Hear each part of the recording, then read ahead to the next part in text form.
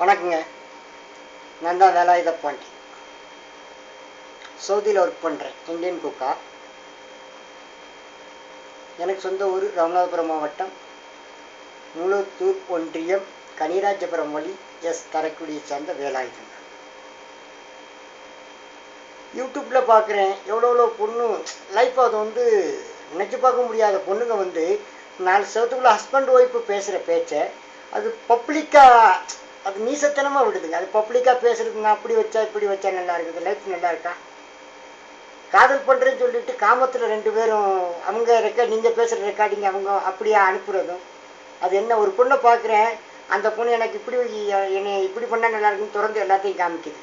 அதை ஹஸ்பண்ட்கிட்ட காமிக்கிறது பப்ளிக் எத்தனை பேர் லைஃப்பில் பார்க்குறாங்க தெரியுமா? ஒரு பொண்ணு பேசுது, எனக்கு இத்தனை மணி நேரம் பண்ணால் தான் நல்லா இருக்குன்னு சொல்லுது.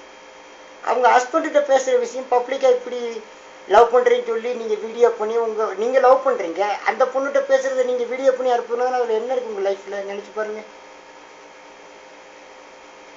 ரொம்ப மோசமாக இருக்குங்க. நாங்களாம் எவ்வளோ பார்க்குற யூடியூப்பில் இருந்தால் ஒவ்வொரு கண்ட்ரியில் இருக்கும். India too much sex, you see that YouTube sir, than not an another people. No India Tamil. இதெல்லாம் சொல்லும்போது மனசுக்கு ஃபீலிங்காக இருக்குது. எவ்வளோ நடிகர் ஆக்டர்லாம் நல்ல நல்ல படம் எடுக்கிறீங்க. இந்த படத்தை இதே மாதிரி ஒரு திருத்துற படத்தை எடுத்து கொடுங்க சார் ப்ளீஸ். தமிழை கேவலப்படுத்தாதீங்க. காதலுங்கிறது தாய் தாப்பனை விட நீங்கள் கட்டிக்கிற ஹஸ்பண்ட்கிட்ட வைக்கிற காதல் புனிதமானது. அதை கொச்சப்படுத்தி உடம்ப காமிச்சு பேசுகிற பேச்சை வெளியே விடுறது நல்லதா உங்களுக்கு?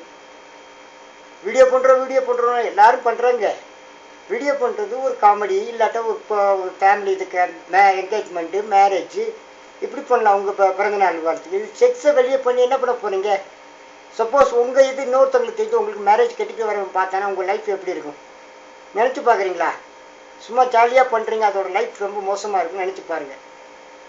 ஆனால் இது பண்ணுறது ரொம்ப கன்றாவியாக இருக்குது. இதை பார்த்தா அது லைஃப்பில் வந்து மனசுக்குள்ளே ஊற்றுது. ஏன்னா ஃபாரின் கண்ட்ரியில் இருக்கிறனால ஒவ்வொருத்தங்க இருக்கிறதுனால ஒவ்வொருத்தன் கண்ட்ரியாக வந்து சொன்னால் இந்தியா ரொம்ப டூ மச் செக்ஸியா தட் யூடியூப் சி அப்படின்னு சொல்லும்போது nothing no that YouTube that too much sex Tamil calling sex. இது தேவையா லைஃப்பில்?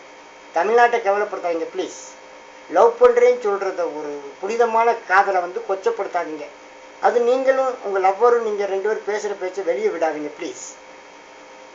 நான் பேசுகிறது உங்கள் மனசு கஷ்டமாக இருந்தால் என்னை மன்னிச்சுக்குங்க.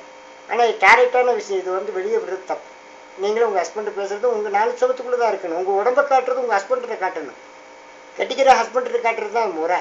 அதுக்காக திறந்து பப்ளிக்காக காமிச்சிங்கன்னா அது என்ன அர்த்தம்? வேசைக்கும் உங்களுக்கு காதலுக்கும் சம்மந்தம் இல்லையா? அது வேசை மாதிரி போயிடுமே. காதலை கொச்சப்படுத்தாங்க சார்.